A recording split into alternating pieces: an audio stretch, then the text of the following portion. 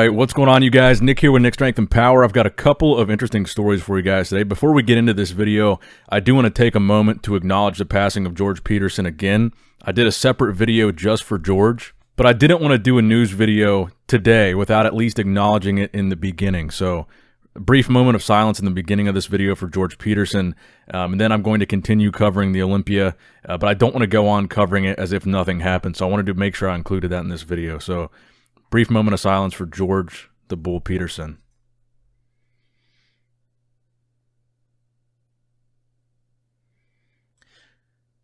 All right, guys, so getting straight into these stories here. The first story that I have for you guys today, JujiMufu competed today at the Olympia Amateur, making his long-awaited bodybuilding debut. I know a lot of people have been waiting to see how he's going to look on the stage.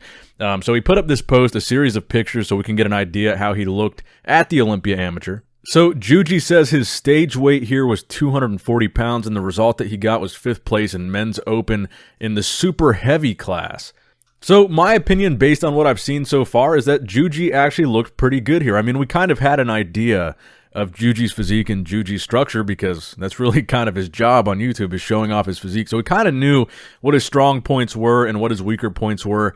To start out with the strong point, I think the strong point that he had here was his conditioning and his delts. He's always had these crazy delts, but the conditioning was gnarly. It's pretty much what we expected to see from Juji. So for an amateur and for a bodybuilding debut in general, I think the conditioning was really good. I think the main weak point that we're familiar with is his legs, a little undersized compared to his upper body, and maybe the peaks of his biceps. His biceps and triceps in general compared to the size of his shoulders would be the two weak points that I would point out. His back is another really strong point for him, by the way. But yeah, I'm not trying to be overly critical. That's kind of just my honest thoughts on the appearance that he had. But overall, I think he looked really good for a guy that, again, his first time ever on a bodybuilding stage, and that stage being an international qualifier like the Olympia Amateur.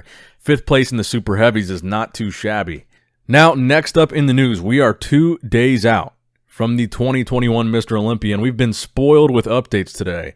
From, first of all, William Bonac giving us a 2-day out update of how his physique is looking. It's kind of a video here, but it's really just kind of a montage of pictures. But he's giving us an idea of how he's looking at exactly 2 days out from the 2021 Mr. Olympia. He's kind of a wild card for me. I believe in my prediction video, I had him in 4th or 5th. He was 5th last year, but one of the things that I've been saying is we didn't get the opportunity to see him at the Arnold Classic. He didn't get to defend his Arnold Classic title. So for all we know, he could have been going into this Olympia off of an Arnold Classic win, off of that momentum that Nick Walker now has. So we never got to see that comparison of Bonac versus Nick, and that's a comparison I'm really excited to see on the Olympia stage, and Bonac versus Hottie as well. But based on what we're seeing in these pictures, kind of what I'm saying about Bonac is true. The finer details that he brings, that conditioning that he brings, it looks like he's certainly going to be bringing that to the Olympia stage this weekend. You can already see that finer detail in the lower back, the finer detail in the legs. It's those type of things that I think will compare very favorably with Nick Walker. While Nick was in pretty incredible shape at the Arnold, these are the types of things that William Bonac has that really give him that extra edge over a competitor like Nick that may be bigger, he may be freakier, he may be more dominant. But Bonac bringing detail like this is what gives him these placings over a lot of these guys. So while Bonac might not be the prettiest physique on stage or the biggest guy on stage, you're pretty confident that every time you see him show up, he's going to bring a pretty damn good level of conditioning. And it looks like this year is no exception to that. But comment in the comment section below, what is your prediction for William Bonac's placing at this year's 2021 Mr. Olympia? Now, another guy that's giving us a 2-day out update is Nick Walker, posting both of these pictures, kind of giving us an ab shot and then also giving us a back double bicep shot. These were both posted at 2 days out from the Olympia, so Nick spoiling us as well with the very close to the Olympia updates. Now, keep in mind for the Olympia, one thing I wanted to mention here is this is a 2-day show, meaning the prejudging for men's open bodybuilding is going to be on Friday. And then on Saturday is the final. So we're going to see all these guys on stage. They have to compete on Friday. So it's not Saturday. We're actually going to see them on stage Friday. So we are literally that close to seeing these guys on stage. So it's pretty cool that we're seeing these physique updates now. So it's here. It's coming. We are just days away from seeing the big show. And I know you guys are excited. I'm excited. It's going to be fun. The Super Bowl of bodybuilding, the biggest night of the year. It's hard to believe it's really that close. But back to Nick Walker. This guy looks really good. I'm super excited to see his Olympia debut this year.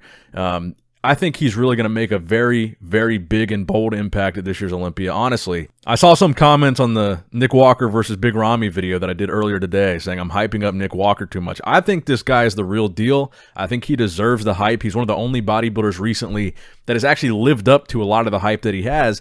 And he's one of the only, I believe there's only 2 guys right now going into this Olympia off of 2 back-to-back wins. Ian Valier winning Texas and Tampa, and Nick Walker winning the New York Pro and the Arnold. So the momentum and the hype is real. So from what I'm seeing from Nick so far, it looks like he's not going to miss the mark at the Arnold, and we're probably going to see something very similar to what we saw at the Arnold Classic, hopefully better than what we saw at the Arnold Classic, and then he would make a real statement at the Olympia. But as always, let me know what you guys think in the comment section below. Where's Nick Walker placing in this year's Olympia lineup? Now, here's another big physique update just days away from the Olympia. Hunter Labrada. This is a guy that a lot of people feel he could be the guy from this crop of younger guys that could crack the top 6. Now, this is a guy, he makes me wonder the most if my top 6 predictions are wrong, having Ian in 6th and not Hunter.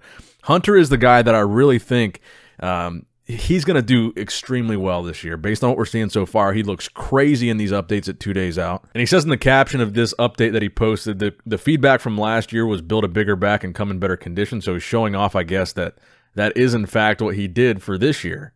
And I'll tell you what, Hunter looks really, really dangerous here. He looked really good at the Chicago Pro, which he won to get to the Olympia. And of these younger guys, I'd say not only does he compare favorably with them, the Nicks and the Ians, from a size standpoint, he's got plenty of mass to hang with these guys. Of those guys, I'd say he's got the most aesthetic structure. He's got the most pleasing physique to look at of those guys, but he also has the size, and he brings the conditioning. He's very complete, so he's a guy that I'm wondering if he comes in 110% better than he's ever been before. That's what I mean when I say 110%. Beating his 100% is what that means. It makes me wonder if Hunter could be deep in the top 6, and that's, like I said before, that's the main thing that I'm watching for at this year's Olympia, is of these young guys, the new blood that's in bodybuilding right now, who's going to be the guy this year of the young generation to make the biggest statement in the lineup? Who's going to place the highest out of all these younger guys? Last year it was Ian. Ian placed 7th last year, beating out Hunter, who took 8th. But they both cracked the top 10 last year. So the question is who this year will be a top 6 guy? And that's the part of the Olympia that I'm really the most excited for outside of seeing who won. Now, next up in the news, the only real glimpse that I've seen so far of how Roelly is looking at this point, just days away now that he's in Orlando from stepping on stage at the Olympia. So this story was courtesy of Angel Calderon, who is one of my top 6 picks for the 212 category at the Olympia. And look at the size of Roelly Winklaar. The size of that arm. I swear Roelly probably has the craziest side profile of his arms out of any pro in the IFBB. He looks insane. But I think, honestly, the big question on everybody's mind is, will Roelly get the redemption that he's looking for after what happened to him at the Europa Pro? That second-place finish at the Europa Spain to Nathan Diasha, I think, was really a major, major setback for Roelly, especially when it comes to momentum for this show. The fact that he dropped out of the Arnold as well, I think, is a major setback in his momentum. So it's really a big question of, will Roelly be a top threat this year, or will this be the first year that Roelly is competing in the Olympia and will be completely out of the conversation for the top 6? I think this is going to be a really make-or-break year for Roelly Winklaar, depending on what happens at this Olympia. Like I said, I think he's 46. He's in his mid-40s. Time is not on his side. I think this is an Olympia that Roelly needs a really high placing to make sure that his name is still in that conversation as a potential winner of the Olympia. Because right now, it's not looking so great for him. So this is going to be a big redemption moment for him, hopefully, at this year's Olympia. And the final story that I have for you guys today, some recent updates of Big Ramy. I believe everything that you're looking at here has been posted today. So all these updates of Ramy training with Dennis, I believe these are the most recent looks at Big Ramy just 2 days out from the Olympia. Ramy will be defending his title, and he's going to be trying to answer the question, is he just another one-time Olympia champ, or is this the beginning of the reign of Big Ramy where nobody beats him for years? That's going to be the question that it looks like Ramy is going to be answering at this year's Olympia. I think he's going to win it. I think the person that's going to give Ramy the most trouble is actually going to be Hadi Chupin. I think Hadi's going to wind up in second here. I think Hadi's probably going to bring the best that he's ever brought. I think, honestly, this year, this Olympia is going to be a really good year for Hany Rambod, who is coaching Hadi Chupin and Derek Lunsford, because my prediction is that Derek is going to win the 212 Olympia, and Hadi is going to move up to second. I think this is going to be a really, really solid year for Hany Rambod as an Olympian coach. And also, Hany coached Phil through many of his Olympia victories as well, Phil Heath. So that's going to wrap it up for the video today, guys. I hope you enjoyed it. Let me know what you guys think in the comment section below about Ramy. Do you think he's going to be able to defend his title? Give the video a thumbs up if you've been enjoying all this Olympia coverage. I think we've been averaging 2 to 3 videos a day.